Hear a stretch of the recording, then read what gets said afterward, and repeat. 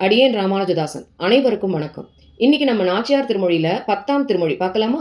ஆண்டாள் இந்த பதிகத்துல எம்பெருமான் தன்னை அடைய வரல அப்படின்னு தன்னோட தாபம் வெளிப்படவே பாடியிருக்கா. தான் உயிர் வாழ்வதற்காக காமன், பறவை, மேகம் இப்படி இவர்கள்ட்ட சரண் புகுந்தா. ஆனா அது முழுமை அடையல. காலத்துல பூக்கக்கூடிய பூக்களும் எம்பெருமானின் மேனி அழகை நினைவுபடுத்தி மேலும் துன்பக்கடல்ல தள்ளுகின்றது.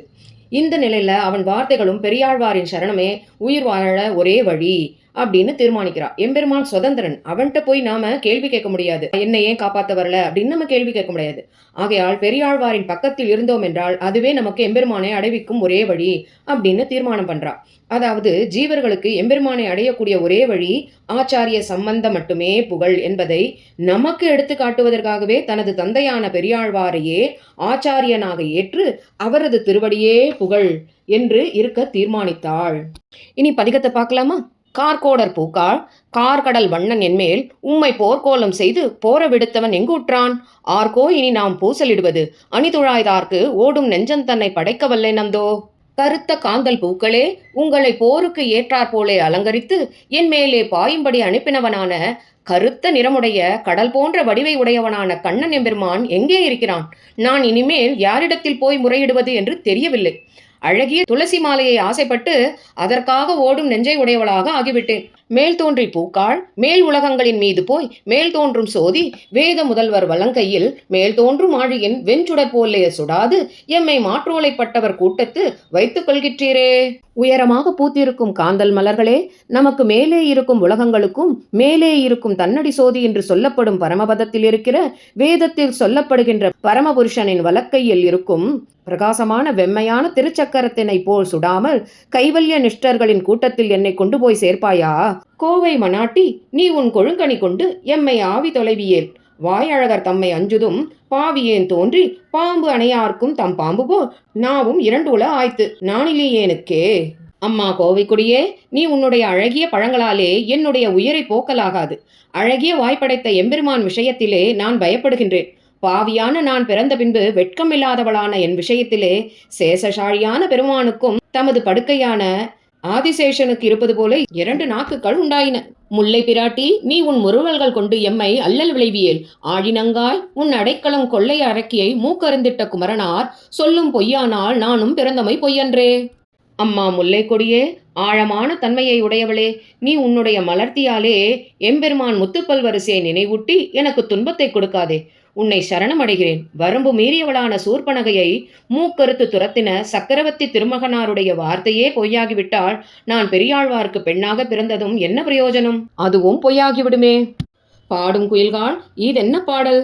நல் வேங்கட நாடார் நமக்கு ஒரு வாழ்வு தந்தால் வந்து பாடுமின். ஆடும் கருளக்குடியுடையார் வந்து அருள் செய்து கூடுவார் ஆயிடில் கூவின்னும் பாட்டுக்கள் கேட்டுமே.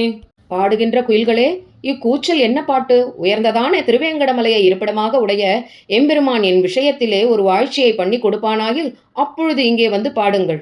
ஆடுகின்ற பெரிய கருடாழ்வாரை கொடியாக உடைய எம்பெருமான் கிருபை பண்ணி இங்கே வந்து என்னுடன் கூடுவானாகில் அப்பொழுது உங்களை இங்கே அழைத்து உங்கள் பாட்டுக்களை நாம் கேட்போம். கணமா மயில்காள் கண்ணபிரான் திருக்கோலம் போன்று அணிமா நடம் பயின்று ஆடுகின்றீர்க்கு அடி வீழ்கின்றேன். பணமாடு அரவணை பற்பல காலமும் பள்ளிகள் மணவாளர் நம்மை வைத்த பரிசு இது காண்மினே.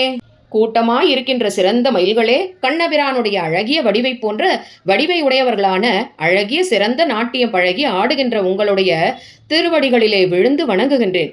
இந்த ஆட்டத்தை கொஞ்சம் நிறுத்துங்கள். படமெடுத்து ஆடுகின்ற ஆதிசேஷன் என்கின்ற படுக்கையிலே காலம் உள்ளவரை பள்ளி கொள்கின்ற அழகிய மணவாளன் எனக்கு உண்டாகி தந்த பெருமை இதுதான். அதாவது உன் காலிலே விழ வைத்ததே.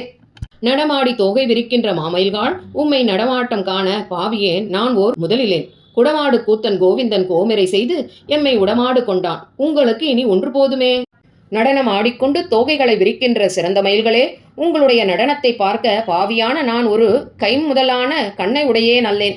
குடமாடு கூத்து ஆடினவனான கோவிந்தன் எம்பெருமான் சுதந்திரர் செய்தது போல் துன்புறுத்தி என்னை முழுவதும் கவர்ந்து கொண்டான். இப்படி இருக்க என் முன்னே கூத்தாடும் காரியம் உங்களுக்கு தகுமோ? மழையே மழையே, மண்புறம் பூசி உள்ளாய் நின்று மெழுகு ஊற்றினார் போல் ஊற்று நல் வேங்கடத்து உள் நின்ற அழகபிரானார் தம்மை என் நெஞ்சத்துக்கு அகப்பட தழுவி நின்று என்னை ததைத்து கொண்டு ஊற்றவும் வல்லையே. மேகமே, மேற்புறத்தில் மண்ணை பூசிவிட்டு உள்ளே இருக்கும் மெழுகை உருக்கி வெளியில் தள்ளுவது போலே என்னை அணைத்து உள்ளே உள்ள உயிரை உருக்கி அழிப்பவராய் உயர்ந்ததான திருவேங்கடமடையில் நித்தியவாசம் செய்யும் அழகிய எம்பெருமான் என் நெஞ்சிலே எப்படி சேவை சாதிக்கின்றானோ அதே போல வெளியிலேயும் நான் அவனை அணைக்கும்படி பண்ணி என்னை அவனோடு சேர்த்து வைத்து அதன் பிறகு மழையை பொழிவாயா. கடலே கடலே, உன்னை கடைந்து கலக்கு உறுத்து உடலுள் புகுந்து நின்று ஊரல் அறுத்தவர்க்கு என்னையும் உடலுள் புகுந்து நின்று ஊரல் அறுக்கின்ற மாயர்க்கு என் நடலைகள் எல்லாம் நாகனுக்கே சென்று உரைத்தியே. கடலே, உன்னை கடைந்து கலக்கி உன்னுள்ளே புகுந்து இருந்து அங்கே சாரமான அமுதத்தை எடுத்தானே, அதே போல் உடலிலும் புகுந்திருந்து என் உயிரை அறுக்குமவனான மாயபிரானிடத்தில் என்னுடைய துன்பங்களையெல்லாம் அவர் படுத்திருக்குமாடியான ஆதிசேஷனிடத்தில் நீ போய் சொல்வாயா. நல்லையன் தோழி, நாகனை மிசை நம்பரர் செல்வர் பெரியர் சிறுமானிடவர் நாம் செய்வதென். வில்லிப்புதுவை விட்டுச்சித்தர் தங்கள் தேவரை வல்ல பரிசு வருவிப்பரேல் அது காண்டுமே. எனது உயிர் தோழி, ஆதிசேஷனாகிற படுக்கையிலே படுத்திருக்கும் நம்பெருமாள் திருமகள் கேள்வனாகையாலே பெரிய செல்வத்தை படைத்தவர், எல்லோரையும் விட பெரியவர். நாமோ தாழ்ந்த மனுஷர்கள். இப்படி இருக்க நாம் என்ன செய்யலாம்? ஸ்ரீவில்லிபுத்தூருக்கு தலைவரான பெரியாழ்வார் தமக்கு அடிபணிந்திருக்கும் அந்த எம்பெருமானை தம்மால் கூடிய வழிகளாலே அழைப்பாராகில் அப்பொழுது நாம் அந்த எம்பெருமானை சேவிக்கப் பெறுவோம்.